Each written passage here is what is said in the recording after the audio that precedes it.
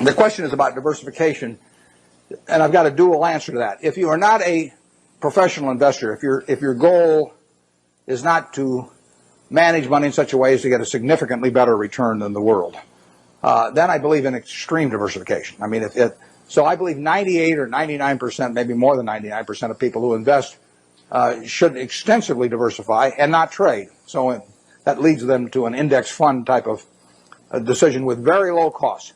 Because all they're going to do is own a part of America. And they made a decision that owning a part of America is worthwhile. I don't quarrel with that at all. That is the way they should approach it, unless they want to bring an intensity to the game to make a decision and start evaluating businesses. But once you're in the business of evaluating businesses, and you decide that you're going to bring the effort and intensity and time involved to get that job done, then I think that diversification is a terrible mistake to any degree. And I got asked that question when I was at SunTrust the other day. And if you really know businesses, you probably shouldn't own more than 6 of them. I mean, if you can identify 6 wonderful businesses, that is all the diversification you need. And you're going to make a lot of money. And I will guarantee you that going into a 7th one, rather than putting more money in your first one, it's got to be a terrible mistake. Very few people have gotten rich on their 7th best idea. But a lot of people have gotten rich on their best idea. Omission is way bigger than commission. There's big opportunities in life have to be seized. We don't do very many things, but when we get the chance to do something that's right and big, we've got to do it. And even to do it in a small scale is just as big a mistake almost as not doing it at all. I mean, you've really got to grab them when they come, because you're not going to get 500 great opportunities. You would be better off if when you got out of school here, you got a punch card with 20 punches on it. And every financial decision you made, you used up a punch. You'd get very rich because you'd think through very hard each one. I mean, you went to a cocktail party and somebody talked about a company you didn't even understand what they did or couldn't pronounce the name, but they made some money last week and another one like it. You wouldn't buy it if you only had 20 punches on that card. There's a temptation to dabble, particularly during bull markets. In stocks, it's so easy. It's easier now than ever because you can do it online. Just you click it in and maybe it goes up a point and you get excited about that and you buy another one the next day and so on. You can't make any money over time doing that. But if you had a punch card with only 20 punches, you weren't going to get another one in the rest of your life, you would think a long time before every investment decision. And you would make good ones and you'd make big ones. And you probably wouldn't even use all 20 punches in your lifetime, but you wouldn't need to.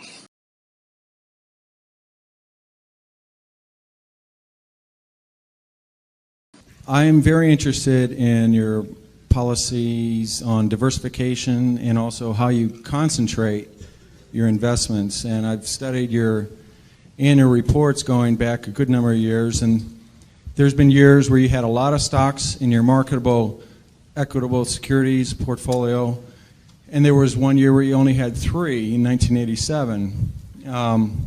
So I have 2 questions. Given the number of stocks that you have in the portfolio now, what does that imply about your view of the market in terms of, is it fairly valued, that kind of idea? And second of all, it seems that whenever you take a new investment, you never take less than about 5% and never more than about 10% of the total portfolio with that new position.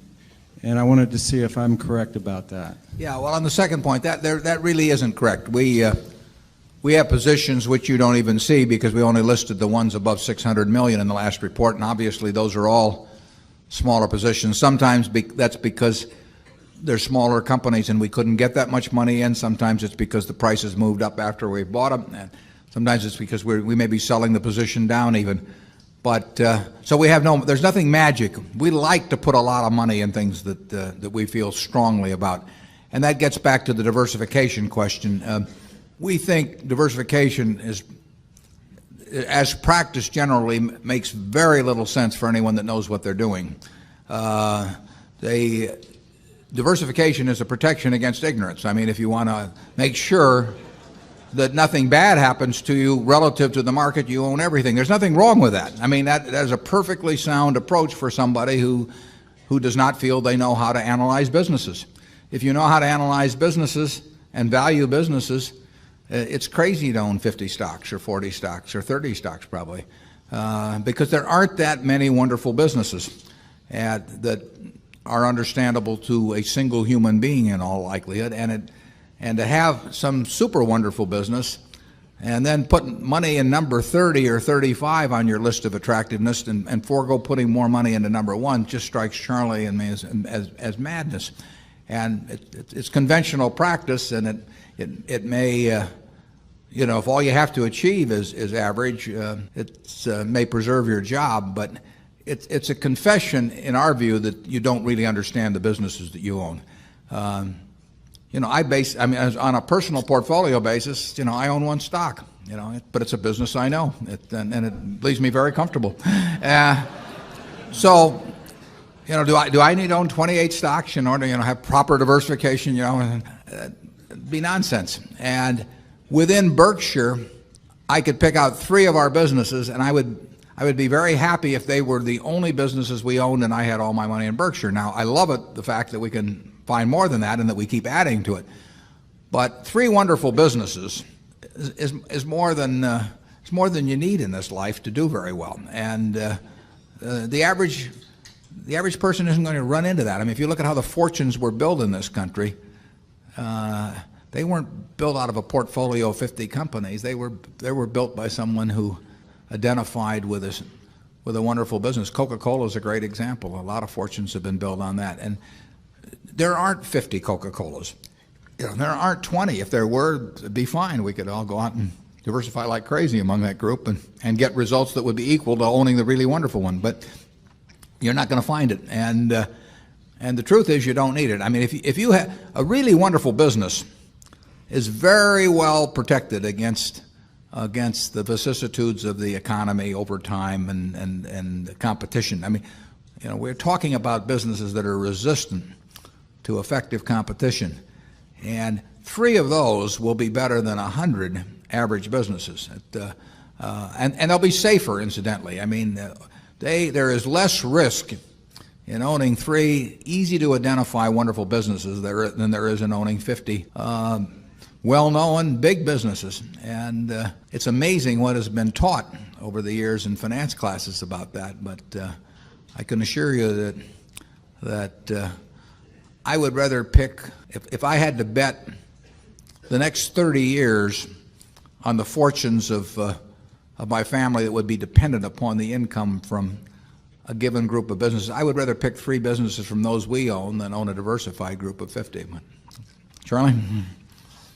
Yeah, what he's saying is that much of what is taught in modern corporate finance courses is twaddle.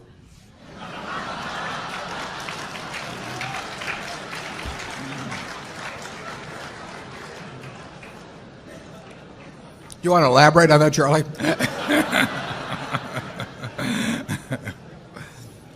You cannot believe this stuff. I mean, it's modern portfolio theory, and yeah, it has no utility. But I mean, you know, it will tell you how to do average. But you know, I think anybody can figure out how to do average in 5th grade. I mean, it's just not that difficult, and it's elaborate, and you know, there's lots of little Greek letters and all kinds of things to make you feel that you're in the big leagues. But there is no value added.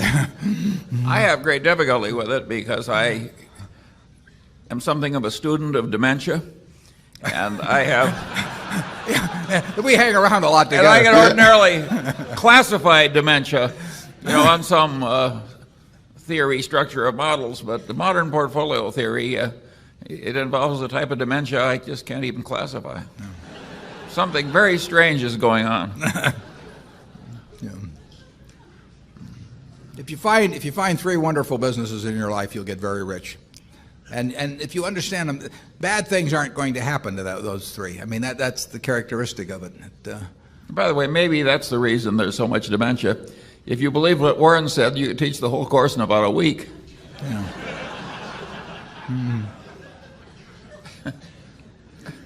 Yeah, and the high priest wouldn't have any edge over the lay people, and that never sells well. Right.